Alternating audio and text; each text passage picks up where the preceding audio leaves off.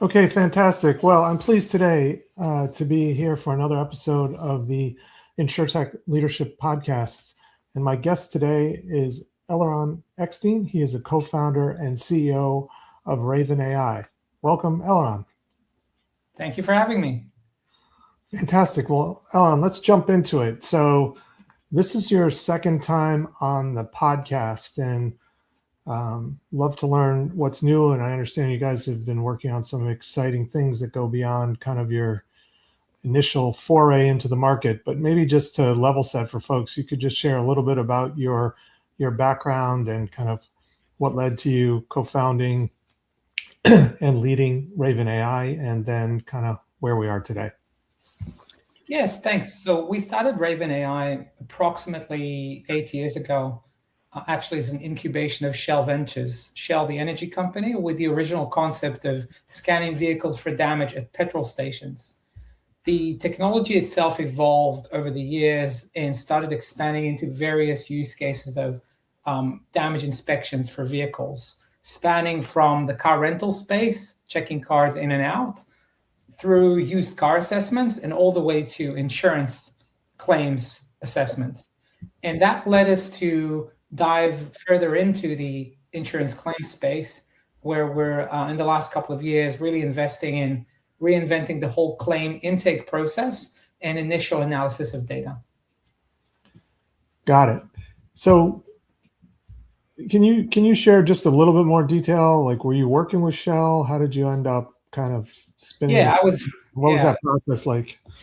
I was actually part of the Shell business innovation team. That was a relatively new team that was set up to explore what the future of energy and transportation looks like, where Shell obviously plays a big role through its petrol stations, through its multiple services, both on energy and actually transport. And the idea was to find disruptive technologies. And so we had this incubator where we invested in different concepts like telematics, or other services around the kind of transportation space. And one of them was how can we add different services and add value to motorists, to people that drive in and out of petrol stations around the world. So we started just testing this solution that involved cameras that we would place in the petrol station, scan cars for damage, and we got a lot of data, and then quickly spun this out into a separate company. So it's today a completely separate entity, with Shell still holding some minority investment, but we're pretty much up and running since 2019. Got it. And so you mentioned the focus initially was on image capture and analysis, but you alluded to the fact that it's now broadened out beyond that. So could you share some more detail about kind of the newer functionality and how you evolved into building out this additional functionality? Yeah, absolutely. We came into the space of insurance claims through the damage assessments. So we've been working with large insurance companies across the US and Australia, actually, to automate some of the damage analysis, big decisions to be made once they get images around whether the vehicle is a total loss or can be repaired. And once it's repaired, what's the value of the repair, and so on. So that's a very basic question that we're there to solve for them. I mean, I think, and that is not necessarily a new space. You've had players doing photo-based estimates for a number of years now, with the main criticism in the industry that the accuracy wasn't there to render full automation.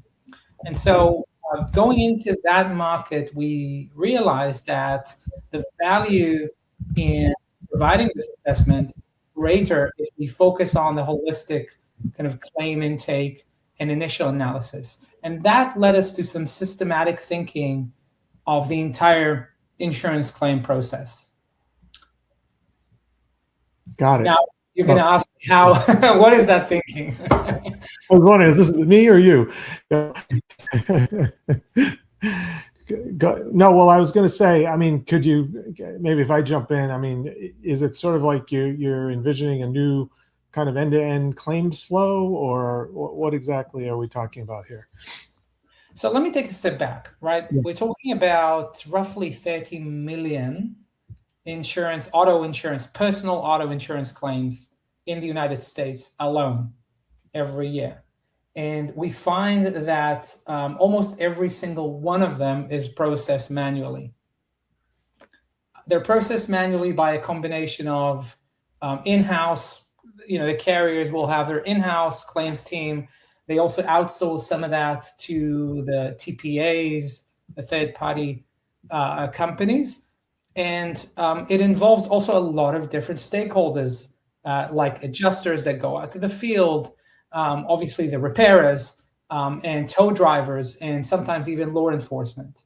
And there's a lot of stakeholders, a lot of data that needs to be captured in order to move the vehicle. If you imagine a vehicle moving through the process from the moment you hit something and you file the claim until the point that you get it back. So it needs to go through different stages, and data and documents need to change hands. Now, that today is very much a sequential process that involves a lot of people. What we've realized is that our tech is powerful enough to actually gather all that data pretty much upfront from the point that you, Josh, get into an accident and you call your insurance company.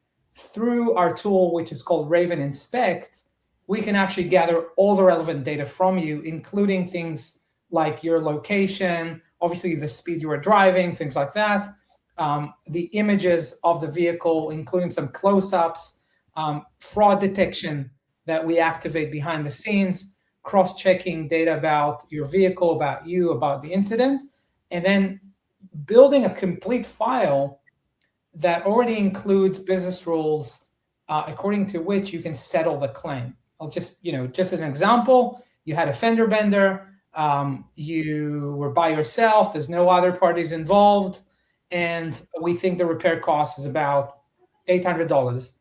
A message can be sent out in the system that the repairer is authorized to make that repair for $800 or maybe slightly more through different business rules, submit their supplements through their existing repair estimate system. And on the insurer side, basically AI would respond to that the way you have people today doing it. So you would actually automate that whole interaction to the point that the claim is paid and the vehicle is back on the road.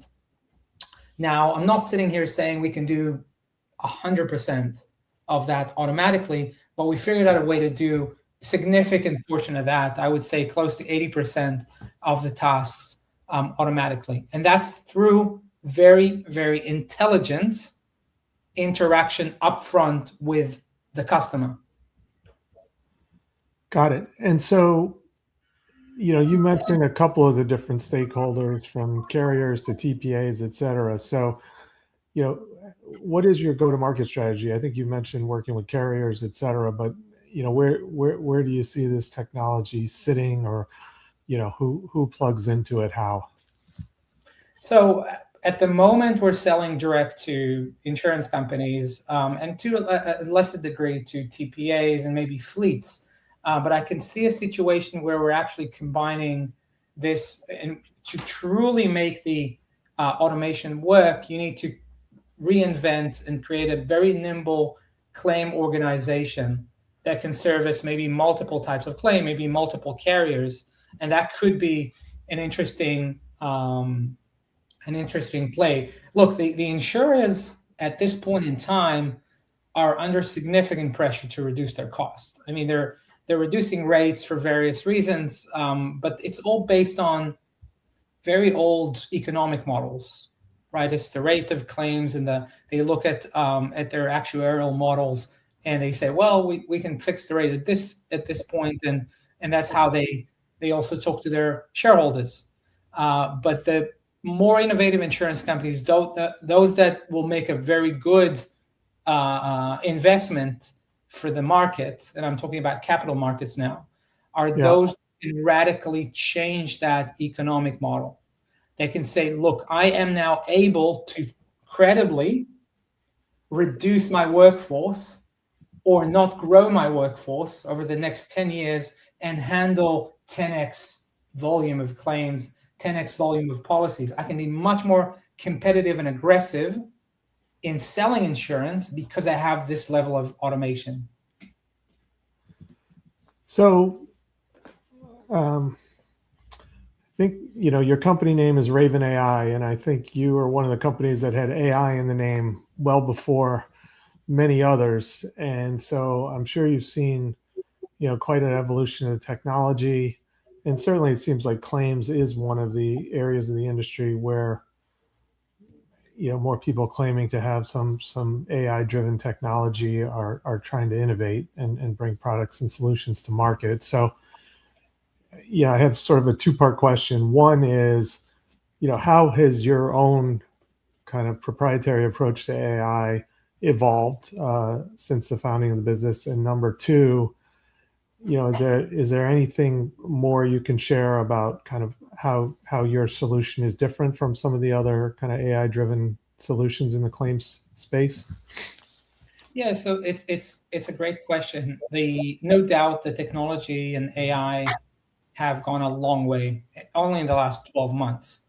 And that gives us that it can be seen as a risk, but also as an opportunity for companies like ours. Fortunately, we've never been like a generic AI company. So some people in our space have focused on, okay, we're a layer of damage detection, right? Just send us images, we'll detect damage. Others went into multiple areas of expertise, and that's proven to be a mistake because generic AI, just does it much better than the old ways of teaching a model. Need more and more data, and Gen AI just leapfrogs all of that. And so what we've been able to build over the years is subject matter expertise.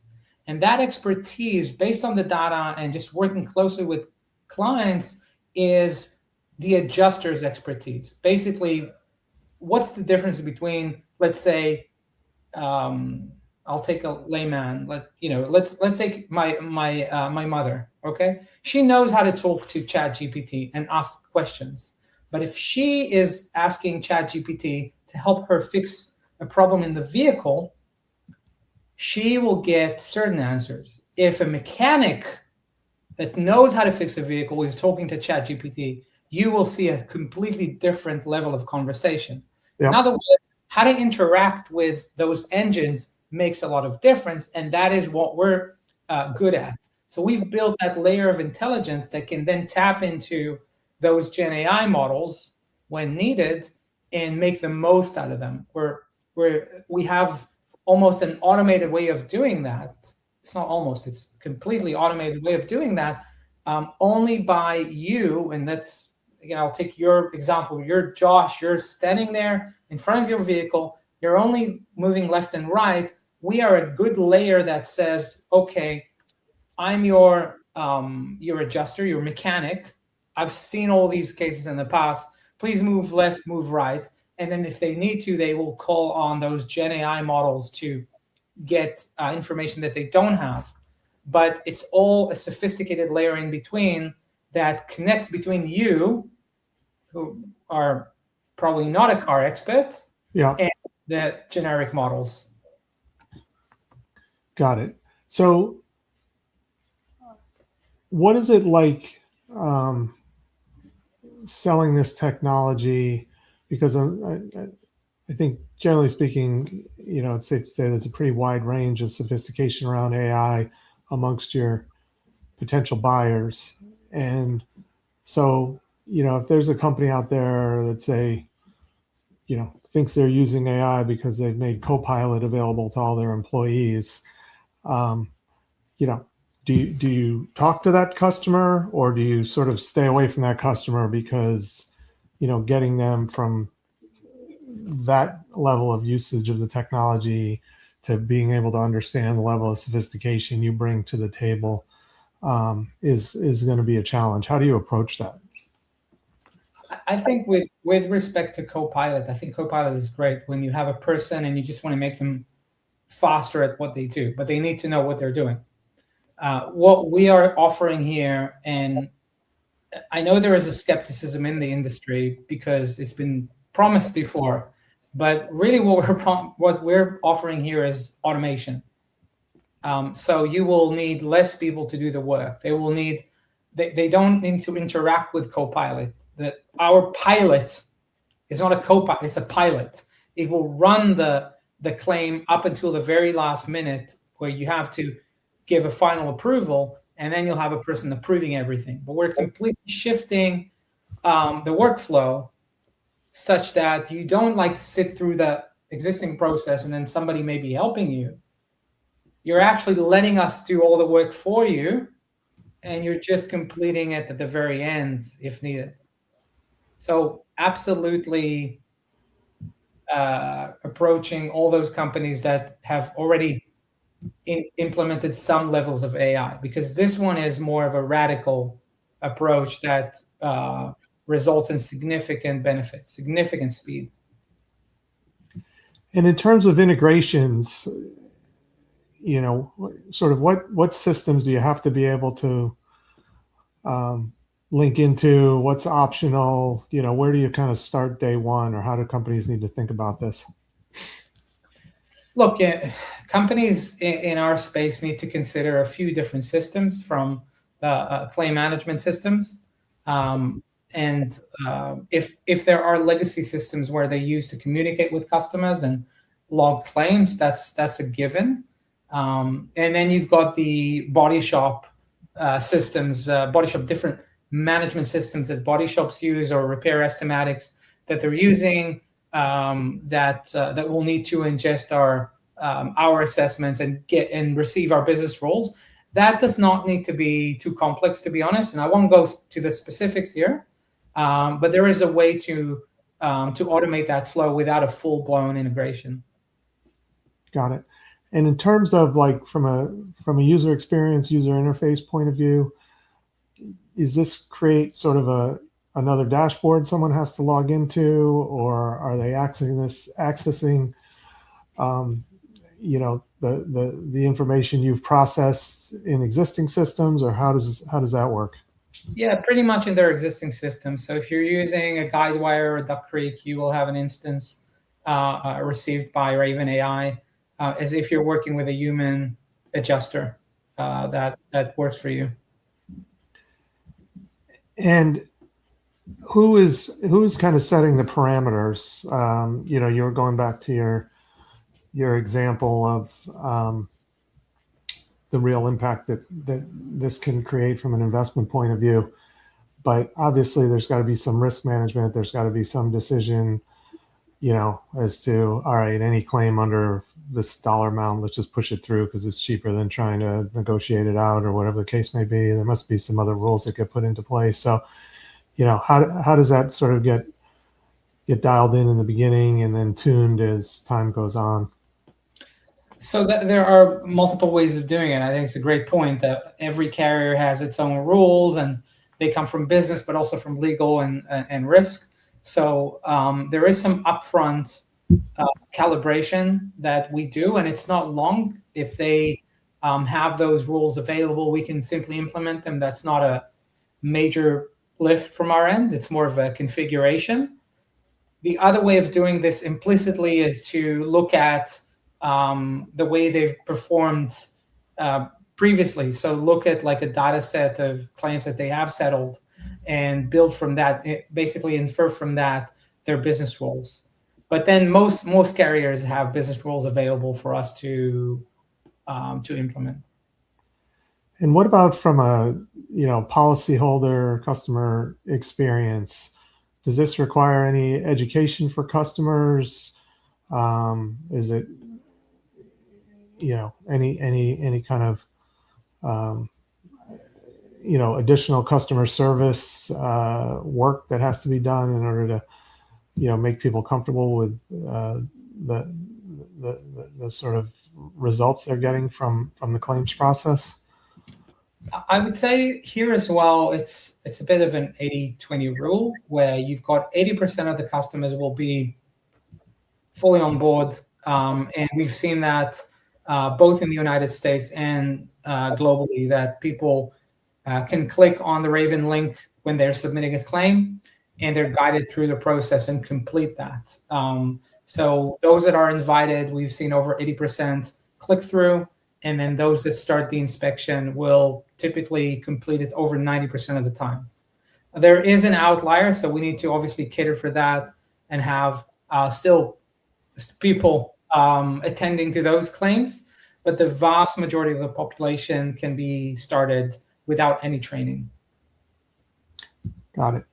And the newer technology that's less about the image recognition and analysis and more just about the overall claims management process, are you strictly focused on vehicles right now, or are you getting into other types of property or other areas of the industry?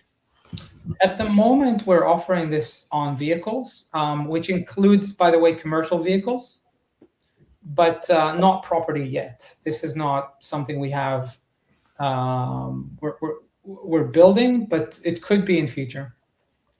Got it. So you sit in the UK, correct? I'm in Israel, actually. Oh, you're in Israel. Oh, I don't know why I thought you were in the UK. Sorry about that. But was this business like purpose built for the U.S. market? How did you end up in Australia as well, or vice versa? How did the kind of go-to-market strategy evolve? We've always been active in the U.S. market. So with the car rental companies like Avis Budget, those guys, we've always been in the U.S. pretty much from the first year. Australia is a bit of a coincidence since we got in touch with one of the largest carriers over there, IAG, and they also made a strategic investment in the company. So that led us into the Australian market, which is quite similar in many ways to the American system. And also there is because of the large distances and people, are sensitive to driving long distances just to get their car repaired, which is less so in Europe, by the way. And we found great success over there with both repairers and the carriers. Any advice you would have for someone who, is overseas considering going into, the U.S. market or Australian market, or just considering any new country to either start a business or grow their business? Look, I think like in any market, you need to spend significant time getting to know the people, the business, the constraints, the legal environment, competitive dynamic. Just don't barge in with your product and just expect people to accept it, especially not in the AI space, because we're talking about two of probably the more sophisticated markets, sophisticated economies in this planet, right? I mean, the US and Australia, they're fairly quick adopters. As you can say, well, as much as you can say for insurance, right? I think insurance is an industry that moves notoriously slow. But having said that, US and Australia are pretty advanced. Every company most of the large companies have like scouts that look at new tech, and they at least know about solutions like yours. So bottom line, just do your homework. Just understand what discussions they've had in the past. And for flipping it over to carriers that are either have dipped their toe into investing in AI or forming AI committees, or maybe even at the next level down at the broker level, let's say, who are forming sort of AI strategy committees, what advice would you give them as they're thinking strategically about their business and where AI may be able to have an impact and how they should approach it? My advice is quite, I think, unorthodox. I think people are thinking about the right things, but they're failing to implement them. And I've seen this firsthand at large companies that I've worked for. There is always a tension in a large company between let's adopt a new technology, but then you've also got your in-house team, and you don't want to create too much disruption. And claims are a case in point. They may not be perfect processes, they're working. And the last thing you want to do is disrupt them completely, because that's gonna create a lot of noise and damage the business. And so the dilemma that leaders have is, how do I introduce AI and implement changes without completely disrupting my business? Also, upsetting maybe some stakeholders within my company. How do I do that? And the transformation is very hard. So a lot of those guys know where they want to go. They know they need to reduce cost, in claims, and they know they need to create a better customer experience. But the way they chose to implement that is like bit by bit. So they say, well, let's take fraud, for example. I've got this anti-fraud technology. Let's implement that. You can build a business case for it, start implementing that, and then 5 years later, tongue in cheek, you've got that working. And that's just not good enough. Yeah. What I'm saying here is that sometimes you do need a radical approach. You need to, maybe, like our partners in Australia did, create a sub-brand and build it on a completely new tech stack, and then just run that process, start building up that business separately with a very nimble and a new technology, and then see how it works. And then you can use it as your sandbox. That's what I would say. And then if it goes well, you could potentially cut it over to the rest of the legacy business. Yeah. Got it. Well, Eliron, this has been very interesting, and it's exciting to see the evolution of Ravin, over the past few years. Anything else that we didn't cover that you'd like to share today before we wrap up? No, I think it's I enjoyed it very much. Thanks for the thought-provoking questions. And I think we're at a very exciting time when it comes to insurance and insurance claims.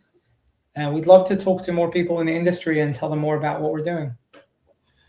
And so if people would like to learn more, and we can put this in the show notes, but how can they either contact you or your team or find more information? My email is my first name at ravin.ai. And they can also email us at info@ravin.ai. And and also go on our website and request a demo. That's also good. All right, fantastic. Well, Eliron Ekstein, co-founder and CEO of Ravin AI, thanks so much for joining me on the Insurtech Leadership Podcast.